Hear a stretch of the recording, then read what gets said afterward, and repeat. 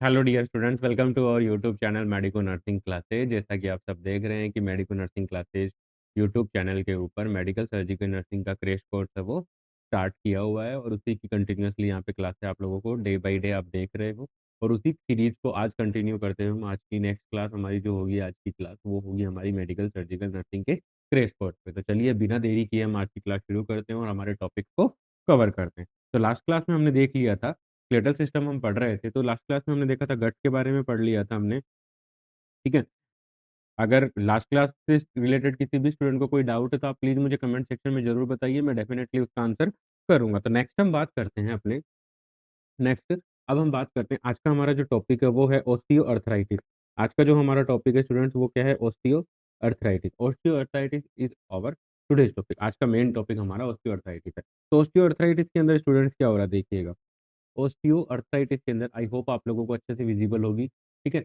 Osteoarthritis के अंदर क्या हो रहा है student? Osteoarthritis is a degenerative disorder. Osteoarthritis भी क्या है? एक डीजनरेटिव डिसऑर्डर। देखो, बोन के जितने भी डिसऑर्डर हैं, बोन के जितने भी डीजनरेटिव डिसऑर्डर्स हैं, वो सारे डिसऑर्डर्स एज रिलेटेड होते हैं। एज रिलेटेड होने का मतलब है जैसे जैसे किसी पर्सन की एज है वो एडवांस होती जाएगी वैसे वैसे उसके अंदर वो चेंजेस आने स्वाभाविक है। कोई नहीं रोक सकता, उम्र के साथ जो चेंजेस होते हैं उनको कोई भी नहीं रोक सकता। बस मेडिकल साइंस इतना कर सकती है, उन चेंजेस को कम कर सकती है, प्रोग्रेस को स्लो कर सकती है।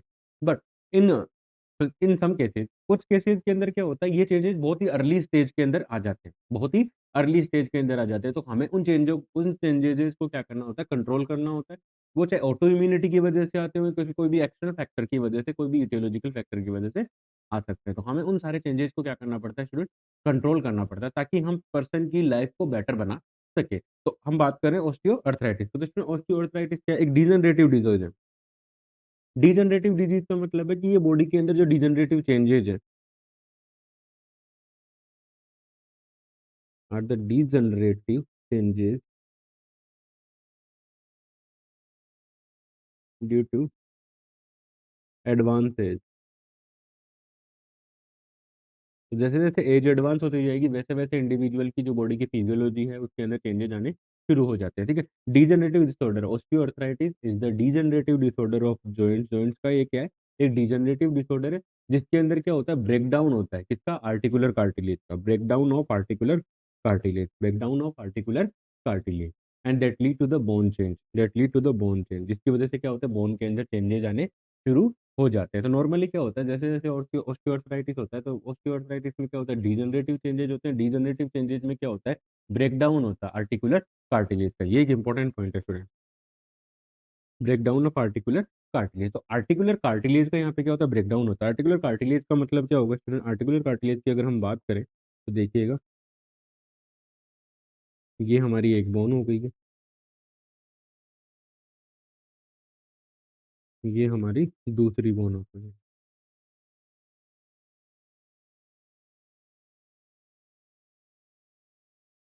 ठीक है, ये मैंने दो बोन यहाँ पे ड्रॉ करी है। इन दोनों बोन पे आप देखो, रेड कलर से जो मैं बना रहा हूँ वो है हमारा आर्टिकुलर कार्टिलेज। अब ये आर्टिकुलर कार्टिलेज नॉर्मली क्या करता है स्टूडेंट? जब ये दोनों बोन आपस में मूव करती हैं, अब मैं आपको बताना चाहूंगा, यहाँ पे देखो, ये हो गए आपके लिगामेंट्स। लिगामेंट्स क्या करके रखते हैं? बोन को बोन से होल्ड करके रखने का काम करते हैं। ये बोन को बोन के साथ होल्ड करने का काम करते हैं स्टूडेंट। अब बोन को बोन के साथ होल्ड करने का ये काम कर रहे हैं, तो इसमें देखने का नेक्स्ट आप इसमें देखो, इसमें आप देखोगे कि जो ये बोन टू बोन हो गया। अब आर्टिकुलर कार्टिलेज अगर डिजनरेटिव चेंजेज होंगे, डिजनरेटिव चेंजेज होने का मतलब है कि बॉडी के अंदर एज रिलेटेड चेंजेज है, किसी भी इटियोलॉजिकल फैक्टर की वजह से क्या होंगे? चेंजेज होंगे। अब वो चेंजेज जब हो रहे हैं स्टूडेंट, वो चेंजेज जब हो रहे हैं, तो उस कंडीशन के अंदर स्टूडेंट क्या होगा? उस कंडीशन के अंदर क्या होगा? ये जो हमारा आर्टिकुलर कार्टिलेज है, ये क्या होना शुरू हो जाता है? डैमेज होना शुरू हो जाता है। इसके अंदर क्या आ जाते हैं? ब्रेक डाउन आ जाता है। ठीक है, ये टूट जाता है, यहाँ से ब्रेक डाउन हो जाता है। अब ये जैसे ही ब्रेक डाउन होगा तो अब क्या होगा? अब मान लीजिए आपका जॉइंट अगर मूव करता है तो ये दोनों बोन आपस में टकराएगी। पहले तो क्या था? दोनों के बीच में आर्टिकुलर कार्टिलेज था। आर्टिकुलर कार्टिलेज वहां पर एक एज ए ग्रीस ग्रीस, अब जैसे कि मैकेनिकल इंजीनियरिंग वाले लोग बोलते हैं ना कि ग्रीस डाल दो, ये कर दो, तो वो ऑयल ऑयल वगैरह खत्म हो गया, ग्रीस इसका खत्म हो चुका है। ठीक है, अब ये ग्रीस खत्म हो गया ना, तो अब यहाँ पे बोन आपस में टकराएंगी, आपस में फ्रिक्शन करती हैं, रगड़ेंगी। तो उस कंडीशन के अंदर क्या होता है स्टूडेंट? पेशेंट को क्या फील होता है? पेन फील होता है। पेशेंट को अपनी डे टू डे लाइफ जो भी एक्टिविटी है, daily activity of daily living करने में भी काफ़ी ज़्यादा प्रॉब्लम हो जाती है, जॉइंट का इन्फ्लामेशन हो जाता है। तो ये सारी इसकी फिजियोलॉजी रहती है। अब यहाँ पर नॉर्मली क्या होता है, ये ब्रेकडाउन होता है। ब्रेकडाउन के साथ-साथ यहाँ पे ऑस्टियोफाइट्स, नाम सुनिए समझिएगा, ऑस्टियोफाइट्स। ऑस्टियोफाइट्स क्या होती हैं? बोन ग्रोथ होती है। ऑस्टियोफाइट्स क्या होती हैं? Bone growth. Osteophytes are the bone growth. Osteophytes क्या होती है? बोन ग्रोथ होती है। ये क्या होता है? जहाँ से आर्टिकुलर कार्टिलेज आपका डैमेज हुआ है, वहाँ पर बोन क्या करना शुरू कर देती है? ग्रोथ करना शुरू कर देती है। देखिएगा इस प्रकार से।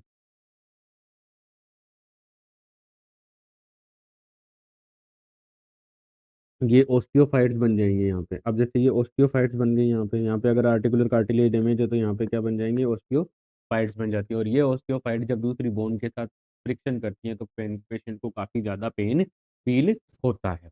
तो ये है हमारा इसके बारे में क्या था? ऑस्टियोआर्थराइटिस के बारे में। आई होप आप लोगों को डेफिनिशन अच्छे से समझ में आई होगी। देखो स्टूडेंट, मैं बहुत बार आपको बता चुका हूँ, इस बार भी आपको बता रहा हूँ कि हम यहाँ पे मेडिकल सर्जिकल नर्सिंग का क्रैश कोर्स कर रहे हैं। क्रैश कोर्स का मतलब है हम इम्पोर्टेंट की पॉइंट्स ही हम यहाँ पे डिस्कस कर पाएँगे, क्योंकि हमारे पास इतना टाइम नहीं है, क्योंकि हमारा नोट सेट अभी-अभी गया है, लेकिन अपकमिंग जो नोट सेट है वो हमारे सर पे है। साथ ही साथ जुलाई 7 को हमारी ESIC nursing officer recruitment examination है, तो हम इन चीज़ों को बहुत ज़्यादा डिटेल के साथ डिस्कस नहीं कर पाएँगे। जैसे ही ये क्रैश कोर्स कंप्लीट होता है, वन बाय वन हम सिस्टम के अंदर घुसेंगे और उनको पूरा अच्छे से डिटेल के साथ स्टडी करेंगे। ये मेरा आप लोगों से वादा रहा। ठीक है? तो नेक्स्ट हम पॉइंट की बात करते हैं। तो ये था ऑस्टियोआर्थराइटिस। ऑस्टियोआर्थराइटिस है डिजेनरेटिव एडवांस एज ऑस्टियोआर्थराइटिस का मेन पॉजिटिव फैक्टर रहेगा।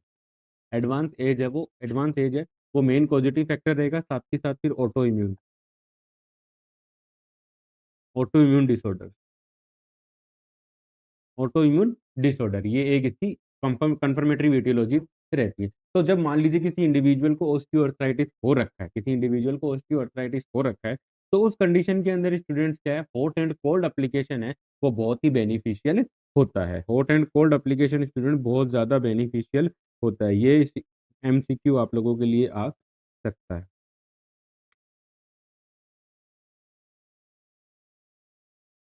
वेरी मोस्ट, और ये आप लोगों के लिए एमसीक्यू बन सकता है। ठीक है स्टूडेंट, तो hot and cold application is very useful in case of osteoarthritis. Hot and cold application है वो बहुत ही ज्यादा इंपॉर्टेंट होता है, बहुत ही अच्छा रहता है। ठीक है, नेक्स्ट है कि encourage to perform the activity of daily living. Encourage to perform the activity of daily living का मतलब है कि ऑस्टियोआर्थराइटिस के पेशेंट को आप अगर ये कहोगे कि रेस्ट करो, रेस्ट करोगे तो क्या होगा, उसके जॉइंट का जो इन्फ्लामेशन है, जॉइंट का इन्फ्लामेशन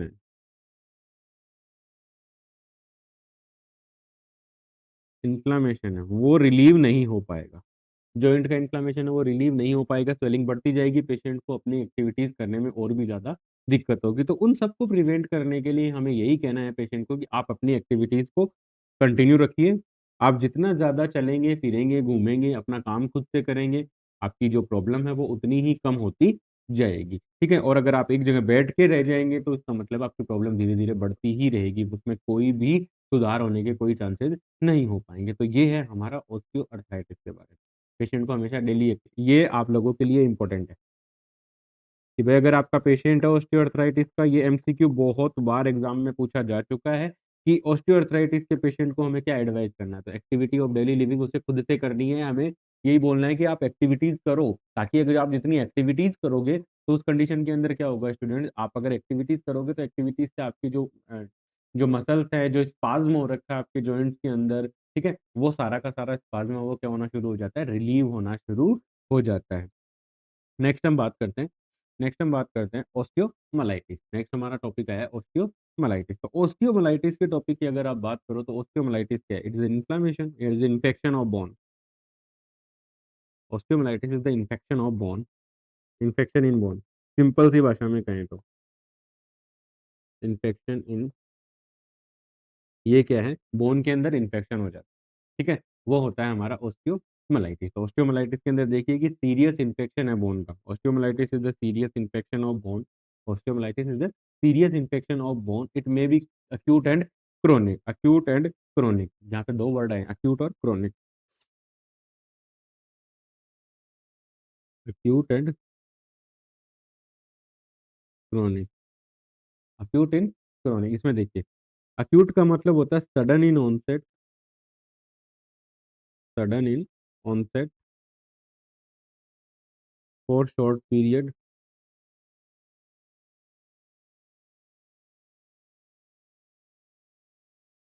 थोड़े से समय के लिए ये रहता है, लेकिन सडन होता है। कि जैसे मान लीजिए आप रात को सो के उठे, आप देख रहे हो आपके आपकी आंख सूजी हुई है, आंख के अंदर सूजन आ रखी है, आपके हाथ पे कोई ब्लिस्टर बना हुआ है, तो वो क्या अक्यूट है।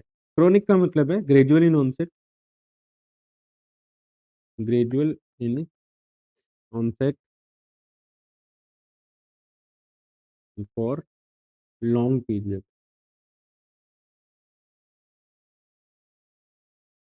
जो अक्यूट होगा वो सडन होगा, अचानक से होगा, आप भी देख के हैरान रह जाओगे, ठीक है। सडन होगा और शॉर्ट पीरियड मतलब थोड़े, अचानक हुआ लेकिन थोड़े से समय के लिए वो रहता है। क्रोनिक के अंदर एक प्रॉब्लम है, क्रोनिक के अंदर क्या होता है, ग्रेजुअली होता है। ग्रेजुअली मतलब बहुत ही धीरे धीरे चीजें आपकी बढ़ती हैं, और उसके बाद लॉन्ग पीरियड, और ये लॉन्ग पीरियड तक ये रहता है। ठीक है, तो ये है क्रोनिक, अक्यूट और क्रोनिक वर्ड का मीनिंग, जो कि मैंने आपको एक्सप्लेन कर दिया। ठीक है, तो ऑस्टियोमाइलिटिस क्या है, एक बोन का सीरियस इन्फेक्शन है, जो अक्यूट भी हो सकता है, वो क्रोनिक भी हो सकता है। और इस ये जो इन्फ्लामेटरी प्रोसेस है, जो इन्फेक्शन हुआ है, ठीक है, जो इन्फेक्शन और जो इन्फ्लामेटरी प्रोसेस है, वो बोन और बोन की स्ट्रक्चर्स को इन्वॉल्व करके रखती है। और उनके अंदर क्या होता है, एक पायोजेनिक, पायोजेनिक मतलब बैक्टीरियल ग्रोथ, ठीक है, पायोजेनिक ऑर्गेनिज्म होता है, उसकी वजह से ये होता है। ठीक है, और उसके बाद ये जो जो बैक्टीरिया या जो पायोजन है, जो बैक्टीरिया या जो माइक्रो ऑर्गेनिज्म, वो आपके ब्लड स्ट्रीम में जा सकता है, फ्रैक्चर कॉज कर सकता है, हो सकता है आपकी सर्जरी भी करनी पड़े। तो ये होता है हमारा ऑस्टियोमाइलिटिस। ऑस्टियोमाइलिटिस क्या होता है, एक बार फिर से देखिएगा स्टूडेंट्स। ऑस्टियोमाइलिटिस का मतलब होता है इन्फेक्शन ऑफ बोन, इट में बी क्रोनिक और acute, it may be acute and chronic. The inflammatory process involving the bone caused by the pyogenic bacteria or organism that can be spread to the bloodstream, cause fracture and may be surgery may be required. Surgery में भी required का मतलब होता है कि osteomyelitis के अंदर जैसे आपकी पर्टिकुलर बोन होती है, ये आपकी मान लेते हैं हम पर्टिकुलर कोई बोन है, ये बोन है, तो इसमें क्या होता है, ऑस्टियोमाइलिटिस ऐसे छोटी सी जगह एक पॉइंट हो जाता है।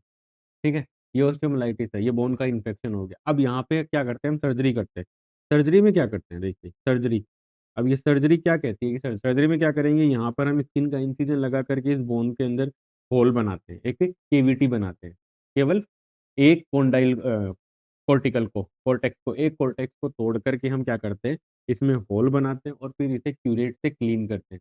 फिर इसे हम क्या करते हैं, क्यूरेट से क्लीन करते हैं, मतलब क्यूरिटाइज कर देते हैं। फिर हम क्या करते हैं, इसका क्यूरिटाज कर देते हैं। और क्यूरिटाज करने से क्या होता है स्टूडेंट, क्यूरिटाज करने से यहाँ से जो इन्फेक्शन है वो ठीक हो जाता है। साथ के साथ हम लोकली, लोकली मतलब डायरेक्टली जब हम सर्जरी करके हमने इसको ओपन किया हुआ है, जब हमने सर्जरी करके इसको ओपन किया, उसी टाइम पे हम इसके अंदर लोकली कोई भी एंटीबायोटिक है वो भी डाल देते हैं। नॉर्मली वेंकोमाइसिन और अमिकासिन ज़्यादा यूज किए जाते हैं। कौन से, वेंकोमाइसिन, अमिकासिन और जेंटामाइसिन, ये मोस्ट कॉमनली यूज किए जाते हैं।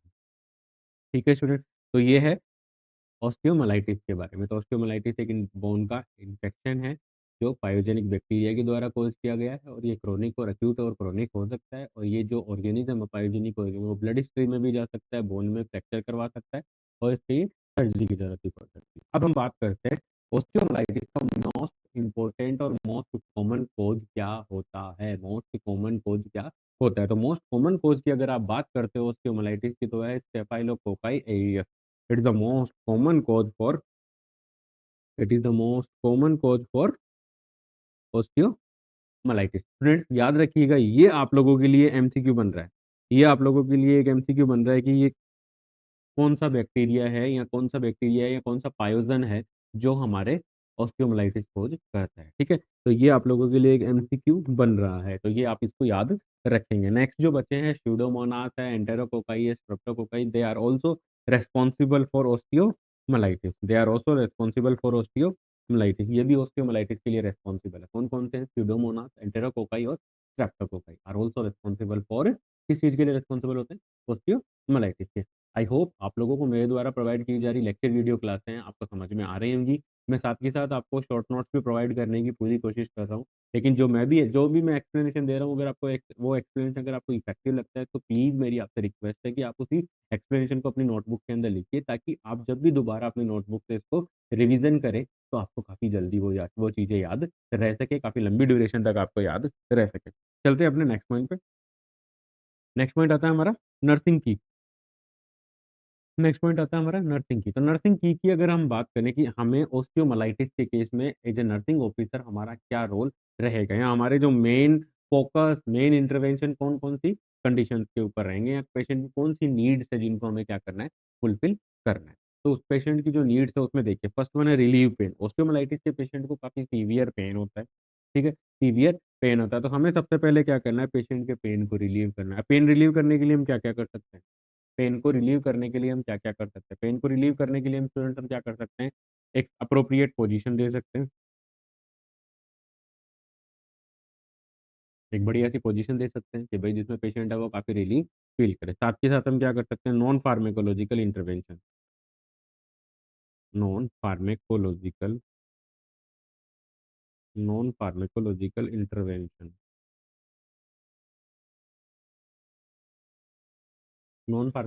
इंटरवेंशन, नॉन फार्मेकोलॉजिकल इंटरवेंशन कर सकते हैं, ठीक है। इस पोजीशन कर सकते हैं, साथ के साथ हम नॉन फार्मेकोलॉजिकल इंटरवेंशन करते हैं। अब नॉन फार्मेकोलॉजिकल इंटरवेंशन की बात करो तो हॉट एंड कोल्ड एप्लीकेशन दे सकते हो आप पेशेंट को, पेन है उसके according hot and cold application है, ये पेन भी रिलीव करेगा, साथ के साथ में स्पाज्म को भी ये क्या कर देगा, रिलीव कर देगा, ठीक है। हो सकता है वहाँ पे अगर पेशेंट को मसाज करने से आराम आ रहा है, पेशेंट को अगर मसाज करने से रिलीव मिल रहा है तो हम मसाज भी कर सकते हैं वहाँ पे, ठीक है। तो ये सारे हैं पेन को रिलीव करने के इंटरवेंशन। डाइवर्सनल थेरेपी दे सकते हैं उसको हम, डाइवर्सनल थेरेपी, उसको हम डाइवर्सनल थेरेपी भी हम क्या कर सकते हैं, पेशेंट को दे सकते हैं, ठीक है। डाइवर्जनल थेरेपी में कि हम पेशेंट को कोई टीवी दे दे, टीवी चला के दे देते हैं, या फिर हम पेशेंट को कोई फ़ोन, मतलब अगर उसका उसका कोई फ़ोन है तो उसको कुछ इंटरेस्टिंग हम देखने के लिए बता देते हैं, या फिर हम क्या कर सकते हैं, कॉमिक्स वगैरह पढ़ने के लिए दे सकते हैं, ठीक है। जिससे क्या होगा, उसका ध्यान है या उसका जो फोकस है वो अपने पेन वाली साइड से हट करके वो फोकस चला जाएगा उस पर्टिकुलर टास्क जो भी हमने उसको दिया है। तो उससे पेशेंट क्या फील करेगा, अपने आप को काफ़ी रिलीफ फील करेगा, पेन उसका रिलीव हो जाता है। नेक्स्ट वन है कंट्रोल द इन्फेक्शन प्रोसेस। अब उसके बाद हमारा मेन काम हो गया इन्फेक्शन प्रोसेस को हमें क्या करना है, कंट्रोल करना। अब इन्फेक्शन प्रोसेस को हम प्रोटेक्ट करने के लिए हम क्या कर सकते हैं, इन्फेक्शन को कंट्रोल करने के मेंटेन सेप्टिक टेक्निक,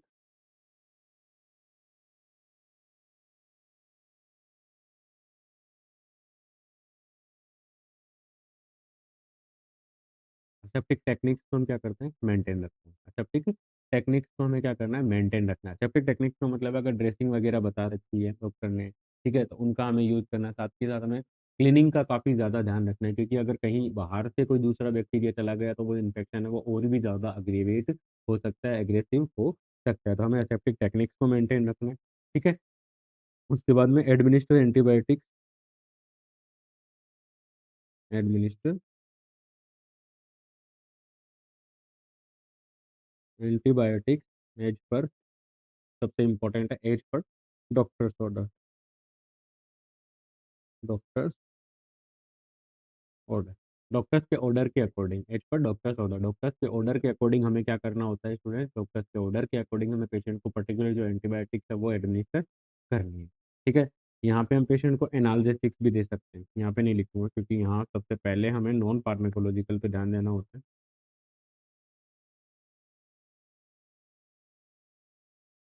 एनाल्जेसिक भी हम पेशेंट को दे सकते हैं, क्या कर सकते हैं, पेशेंट को एनाल्जेसिक भी दे सकते हैं। एनाल्जेसिक क्या करेंगे, पेन को रिलीव करने का काम करती है, ठीक है। एनाल्जेसिक क्या करेंगे, पेन को रिलीव करने का काम करती है। उसके बाद है इन्फेक्शन प्रोसेस को कंट्रोल करने का, एक तो ये तरीका हो गया हमारे पास। दूसरा तरीका अगर हम बात करें स्टूडेंट, ठीक है, दूसरे तरीके से हम बात करें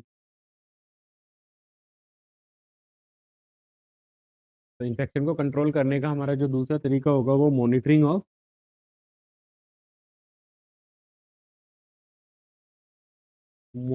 of sign of infection,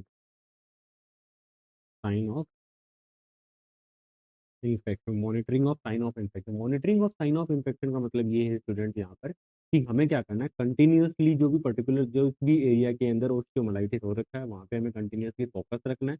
focus को रख के हमारा मेन फंक्शन क्या होगा, उस फोकस को रख के हमारा मेन फंक्शन ये है स्टूडेंट, कि हमें वहाँ पर जो भी अर्ली साइन ऑफ इन्फेक्शन, हमें क्या करना है, find out the early sign, find out the early sign of infection, early sign of infection. हमें क्या करना है, जो भी अर्ली साइन है इन्फेक्शन की, जो अर्ली साइन है उन साइंस को हमें क्या करना है, ऑब्जर्व करना, और इमीडिएटली हमें क्या करना है, हेल्थ केयर प्रोवाइडर को इन्फॉर्म करना है, ताकि वो उन जो भी इन्फेक्शन की जो साइन है उनको हम कंट्रोल कर सके। नेक्स्ट वन है एनकरेज द फिजिकल मोबिलिटी। हमें हमेशा पेशेंट को मोटिवेट करना है कि आप जितना ज़्यादा फिजिकल एक्टिविटी करोगे उतना आपकी प्रॉब्लम वो रिलीव होगी, क्योंकि उसकी वजह से क्या होगा, मसल्स के अंदर मूवमेंट होगा, बोन आपस में मूव करेगी, तो पेन थोड़ा कम होगा। क्यों होगा, क्योंकि कंटिन्यूअसली आप एक्टिविटी करोगे तो धीरे धीरे क्या होगी, मोबिलिटी है वो अच्छी बन जाएगी। बट अगर आप इस चीज़ को लेकर के ही बैठ जाओगे तो वहां पर आपको दिक्कत आ सकती है, फिर आप पूरी तरीके से अनस्टेबल होने के कगार पे रहोगे। तो हमें क्या करना है, पेशेंट को एडवाइस करना है, पेशेंट को मोटिवेट करना है, एनकरेज करना है पेशेंट को हमें, कि भैया आप अपनी एक्टिविटीज खुद कीजिए। जितना काम आप, जितना चलना फिरना हिलना डुलना करोगे, उससे ज्यादा आपकी, उसी से आपको, उससे ज्यादा आपको रिलीफ मिलने के चांसेस होते हैं। नेक्स्ट वन है encourage about the ambulatory aid. Ambulatory aid का मतलब है कि भैया आप जो भी चीजें हैं, जैसे वैसाखी वगैरह है, केन किटिया जिसको हम बोलते हैं सीधी देसी भाषा के अंदर, तो वो चीजें हम यूज कर सकते हैं ताकि एक सपोर्ट सिस्टम मिल जाए, जैसे कि वैसाखी वगैरह है, ठीक है। तो वो चीज़ें हमें यूज़ करनी होती है, और वो चीज़ें यूज़ करके हम क्या करेंगे, अपने पेशेंट को बताएँगे कि किस तरीके से इनको यूज़ करना है, किस क्या फ़ायदा होगा। उससे क्या होगा, जो भी इन्फेक्टेड है, जो भी अफ़ेक्टेड पार्ट है, वो जॉइंट है बॉडी का, उससे वज़न कम जाएगा, पेशेंट को पेन कम होगा। तो ये है हमारा ऑस्टियोमाइलाइटिस। आई होप आप लोगों को कोई दिक्कत हो, कोई भी डाउट हो तो प्लीज़ आप मुझे कमेंट सेक्शन में ज़रूर बताइए, मैं डेफ़िनेटली उसका आंसर करूँगा। चलते हैं अपने नेक्स्ट पॉइंट पे। नेक्स्ट पॉइंट है हमारा ऑस्टियोपोरोसिस। नेक्स्ट पॉइंट है हमारा ऑस्टियोपोरोसिस। नेक्स्ट पॉइंट है हमारा ऑस्टियोपोरोसिस। ऑस्टियोपोरोसिस एक इंपॉर्टेंट पॉइंट है स्टूडेंट्स, ये भी बहुत ही एक इंपॉर्टेंट पॉइंट है ऑस्टियोपोरोसिस। तो ऑस्टियोपोरोसिस क्या होता है, ऑस्टियोपोरोसिस एक डीमिनरलाइजेशन है। Osteoporosis the demineralisation of bone. Bone become fragile, bone become fragile. इसमें क्या होता है, बोन है बहुत ही ज्यादा फ्रेजाइल हो जाती है, टूटने लग जाती है, क्योंकि क्या हो रहा है, बोन का क्या हो जाता है, डीमिनरलाइजेशन हो जाता है।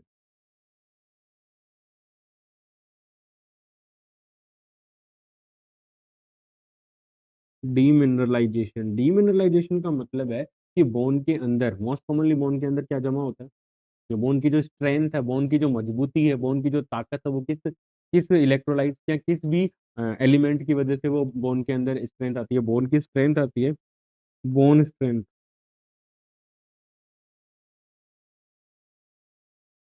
बोन स्ट्रेंथ के लिए रेस्पॉन्सिबल है वहां पे calcium and phosphorus, calcium and phosphorus.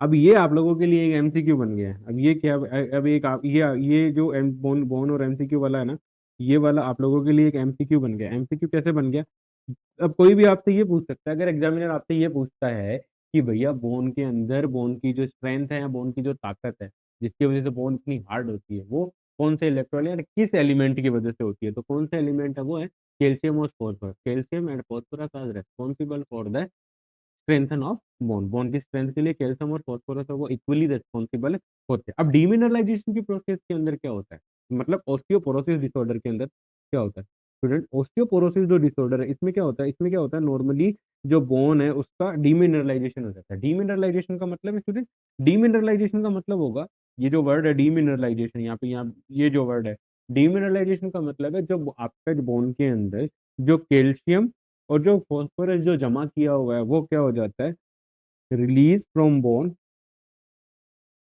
किसी भी इटियोलॉजिकल फैक्टर की वजह से रिलीज फ्रॉम बोन। ये जो कैल्शियम और फॉस्फोरस क्या होते हैं, बोन से क्या हो जाते हैं, रिलीज होते हैं, release from bone, release from bone and move to circulation, move to blood circulation. तो ये बोन से रिलीज हो जाते हैं और ब्लड सर्कुलेशन के अंदर ये आ जाते हैं। अब यहाँ पर मानो कि अगर ये ब्लड सर्कुलेशन के अंदर आ गए, अब ब्लड सर्कुलेशन के अंदर आ गए, बॉडी ने पहले से कैल्शियम और फास्फोरस के लेवल को मेंटेन किया हुआ और ये बोन से निकल करके और आ गए। तो अब देखो क्या हो रहा है, दो चीजें हो रही है। एक तो ये बोन से रिलीज हो गए, तो बोन से रिलीज हो गए तो इसका मतलब बोन क्या होगी, bone become fragile. Bone become fragile. अब बोन तो फ्रेजाइल हो गई, क्यों हो गई? क्योंकि बोन के अंदर से तो ये जो जो जिनकी वजह से बोन ताकत थी, बोन की स्ट्रेंथ थी, बोन के अंदर जो मजबूती थी, मतलब सीधा अगर देसी भाषा में बात करें अपन, तो बोन अगर जो मजबूती थी या बोन की जो सीमेंट थी जिसकी वजह से बोन बहुत सारा हार्ड हो रखी थी, वो तो आगे ही निकल करके ब्लड सर्कुलेशन। अब जो ब्लड सर्कुलेशन के अंदर क्या है, एक्सेसिव एक्सेसिव जो कैल्शियम और प्लस कैल्शियम एंड फॉस्फोरस। भाई ब्लड ने तो पहले से भी लेवल मेंटेन करके रखा हुआ था, ब्लड ने तो पहले से भी लेवल मेंटेन करके रखा हुआ था, अब ये तो एक्स्ट्रा ही आया है। ये तो एक्स्ट्रा ही आया है ना, तो ब्लड अब बॉडी क्या करेगी, जो एक्सेसिव है excrete from body. It will be excreted, it will be excreted from body, it will be excreted, it will be excreted from body via renal system। Renal system के through इसको क्या कर दिया जाएगा, एक्सक्रिएट कर दिया जाएगा, और बॉडी अपने लेवल को मेंटेन रख पाती है। बॉडी अपने लेवल को क्या कर पाती है, मेंटेन रख पाती है। ठीक है स्टूडेंट, तो ये है हमारा ऑस्टियोपोरोसिस के बारे में। ठीक है, अब इसको मैंने आपको एक सरफेसली मैंने समझा दिया है, इसको डिटेल्ड के साथ बहुत ही अच्छे एक्सप्लेनेशन के साथ हम नेक्स्ट क्लास के अंदर पढ़ेंगे। तब तक के लिए आज की क्लास में कोई भी अगर डाउट रहा है तो प्लीज़ आप क्लास को अटेंड कीजिए, और जो डाउट है मुझे कमेंट सेक्शन में बताइए, मैं डेफिनेटली आपको उसका आंसर करूँगा। तब तक के लिए thank you so much. Please like share and subscribe. Thank you.